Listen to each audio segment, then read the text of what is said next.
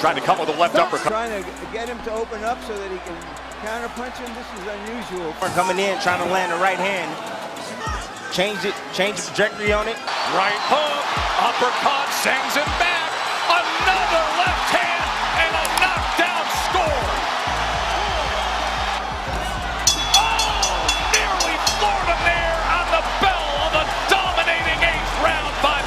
When the actual conflict takes place, you will witness even more perilous events. Although there's already a lot of excitement, nothing compared to what is going to happen. Terence, the unbeaten pound-for-pound champion, Bud Crawford, has been subtly constructing something horrifying. A different, more muscular, and bulky version of himself. A man who appears to have been carved out of rock and is prepared to advance not just 2 weight classes on paper, but a startling 3 in practice. Come on! Yeah, get it! Yeah, get it! Yeah, get it! Yeah, get it! Yeah, get it! Yeah, get it! Get it! Come on! Yeah, move out the way! Yeah, move out the way! Yeah, move out the way! Yeah, move out the way! Yeah! Face the stage in the legendary Canelo Alvarez from Mexico, Allegiant Stadium in Las Vegas on September 13th. In an instant, nearly 54,000 seats were gone. Because this is more than simply about, the boxing community is holding its breath. It's a clash of traditions. Fans went crazy when they first saw pictures of Crawford's training camp. The boxing world's accustomed lean welterweight frame was no longer there. Broad chest, big shoulders, and arms that seem to fit a man who weighs 168 pounds rather than 147.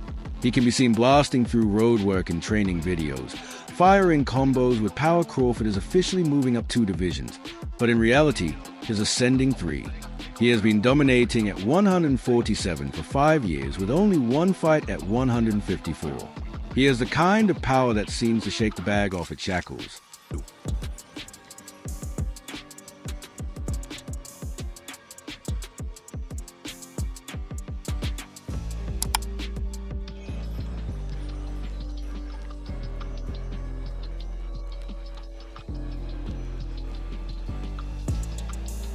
He is now moving up to super middleweight to take on a fighter who has dominated the class for many years. Crawford has a perfect record of 41 wins, 0 losses, and 31 knockouts on paper. With 63 victories, just 2 losses, and 39 knockouts, Canelo Alvarez is a formidable opponent. However, the age issue is hidden behind the records. 2 weeks after the fight, Crawford will turn 38, while Canelo, at 35, is still in his mid-prime. 3 years can be the difference between dominating a championship and becoming a shadowy figure in the sport of boxing. And that is what the question is really about. Can Crawford not carry? Not only the weight, but also the quickness, endurance, and snap that made him unbeatable for more than 10 years. As each pound he has put on alters away his body functions during 12 exhausting rounds. What you got? Yeah! What you got? Yeah! What you got? Yeah! What you got? Yeah! What you got? Yeah! What you got? Yeah! Everyone wants to discuss Canelo's ability to punch. Those seasoned trainers and analysts are pointing to a different danger. Can the bigger man stop Crawford cold? One lurking in plain sight. Whether Crawford is able to take Canelo's shots is not the issue. With a frame, he has never had to push that far before. The question is whether he can continue to move for 36 minutes. Yes, muscle increases strength, but it also needs oxygen. Additionally, oxygen is a currency of survival in the latter stage.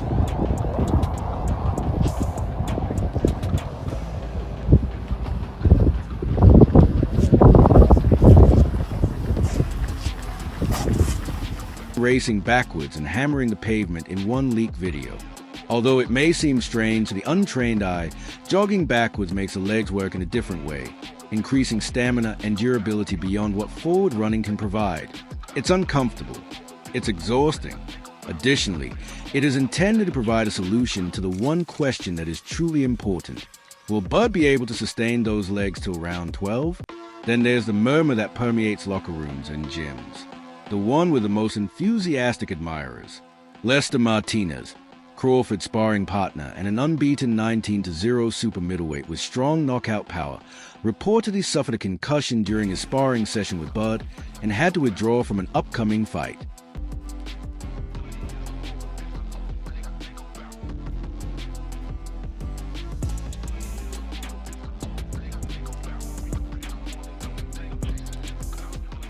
Nobody is now officially stamping it.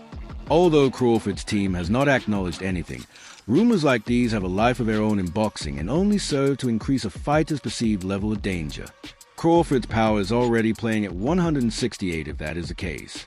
It's a wild undercard picture with only one plot line. If Martinez heals in time, Christian and Billy are scheduled to face him. There's also heavyweight drama brewing. Jared Anderson is no longer involved. Jarrell Big Baby Miller is trying to find someone to replace him. Deontay Wilder was apparently offered a seat, but declined it. It's more than just a fighting card. The chaos of egos, gossip, and last-minute changes is only making things worse. Number one fighter in the world. What's your name? Pound for pound, Terence Crawford. He going for 42-0. Where's he from? Omaha, Nebraska. Height and weight. You understand? Who's he going against? Let's take him Canelo down. Alvarez, Canelo. Oh my God, he's serious, bro. Good luck. Nobody is now officially stamping it. Although Crawford's team has not acknowledged anything, rumors like these have a life of their own in boxing and only serve to increase a fighter's perceived level of danger.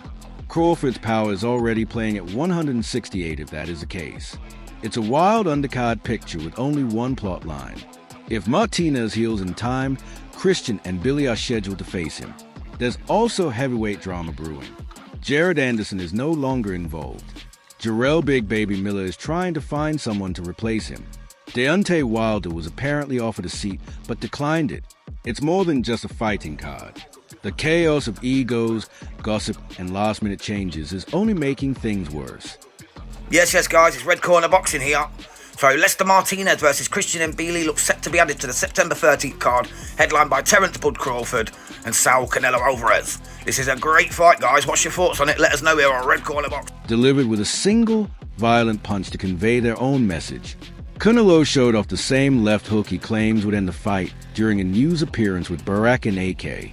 The highlight reel conceals a long-standing criticism of Canelo, despite the fact that it is a signature shot and the one that has defeated champions in the past.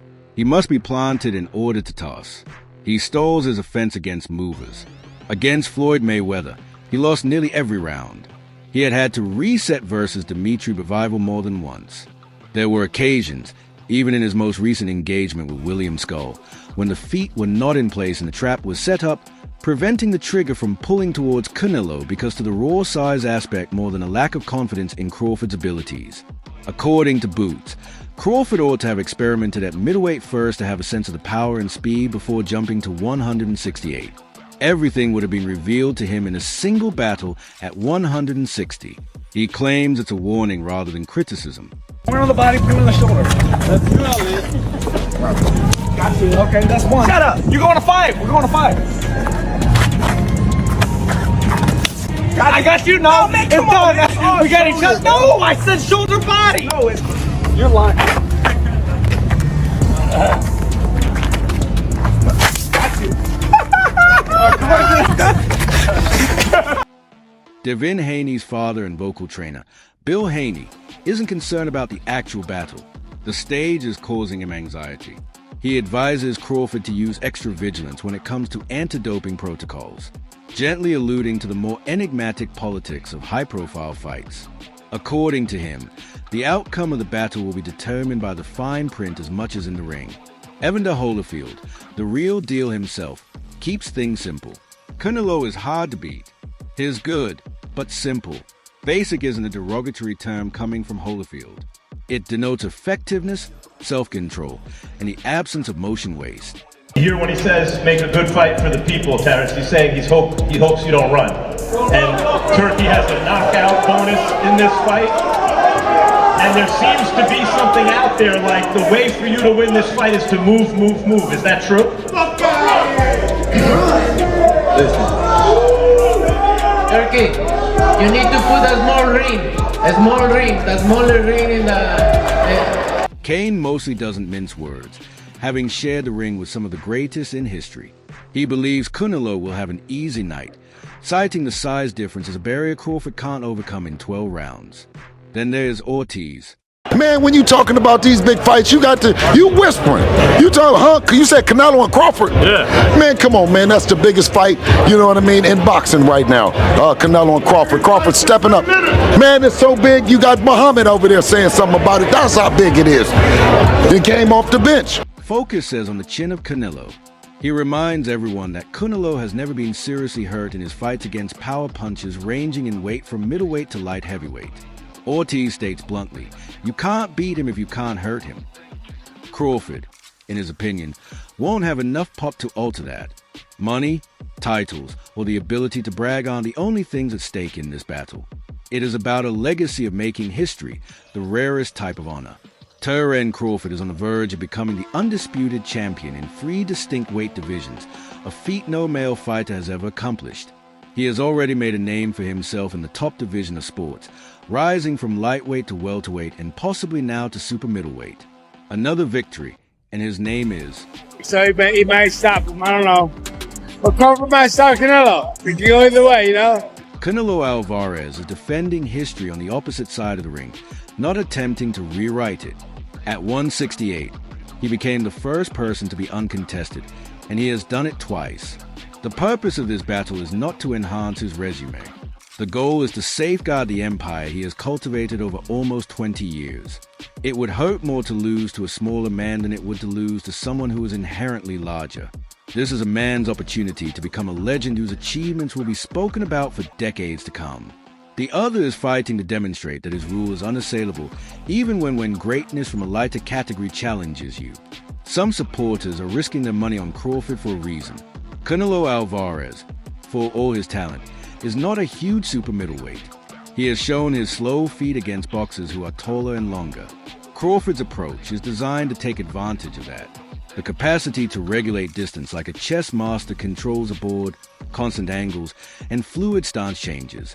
Roy Jones Jr. once took a same calculated risk against John Ruiz by selecting a heavyweight opponent whose style could be outmaneuvered despite the intimidating size difference. Crawford's team is obviously betting on the same idea that raw size can be subdued by ring IQ and accuracy. Power. In only 4 words, Crawford himself encapsulates it. The bills are paid by skills. It's not a brag. Through 3 divisions, he has remained undefeated thanks to this mentality. The world will find out in September if it can help him endure the strain of Canelo Alvarez. So here we are. Crawford's muscle mass is unprecedented. Canelo has guaranteed the game-changing left hook. Experts disagree. There are legacies at stake. In an attempt to become the first undisputed champion in 3 weight divisions, one guy is making history. The other is protecting the throne that he has held for many years. Against a contestant who has never experienced defeat. Only one fact will count when the lights of the Legion Stadium go out and the voices of 54,000 people combine into a single scream. The crown is being taken out of Las Vegas by someone, and someone is departing with questions that will follow them for the rest of their lives. It's your time now. Who do you think will become immortal in boxing? Will it be Canelo's ability to destroy entire kingdoms or Crawford's surgical accuracy? I don't think he is, but if he beats Canelo, he'll be like my #1 fighter of all time. You don't think Crawford beats Canelo? I don't think so. And look, hear me out. I respect Crawford and everything that he's doing, but he just moved up from 147, so I'm just gonna treat him as a 147 pounder. He's jumping up 3 weight classes to fight someone who was like the #1 fighter in all of boxing. Become a last-ditch effort forward group is well aware of this. He was seen racing backwards and hammering the pavement in one leaked video. Although it may seem strange to the untrained eye, jogging backwards makes the legs work in a different way, increasing stamina and durability beyond what forward running can provide. It's uncomfortable. It's exhausting. Additionally, it is intended to provide a solution to the one question that is truly important.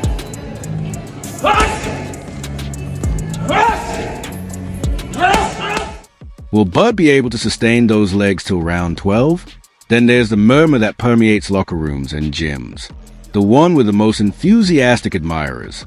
Lester Martinez, Crawford's sparring partner, and an unbeaten 19-0 super middleweight with strong knockout power. The jump would be hard, even if it was just like some top 10, right? Yeah. You know, Bud, would you say he's a very smart fighter? Yes. Very calculated, right? Don't you think that maybe he sees something that most people aren't seeing? I think he does, but the thing is he going to be able to even like to capitalize on it? Because he's a smaller fighter, and look, I think people are thinking at the aspect of can Crawford do it, yes. Faced the stage in the legendary Canelo Alvarez from Mexico, Allegiant Stadium in Las Vegas on September 13th. In an instant, nearly 54,000 seats were gone. Because this is more than simply a bout, the boxing community is holding its breath. It's a clash of traditions. Fans went crazy when they first saw pictures of Crawford's training camp. The boxing world's accustomed lean welterweight frame was no longer there. Broad chest, big shoulders, and arms that seem to fit a man who weighs 168 pounds rather than 147. He can be seen blasting through road work and training videos.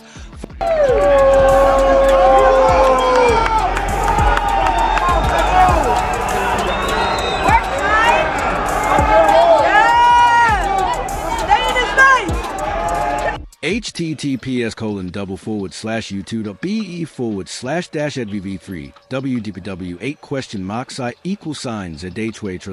ZHWXNXN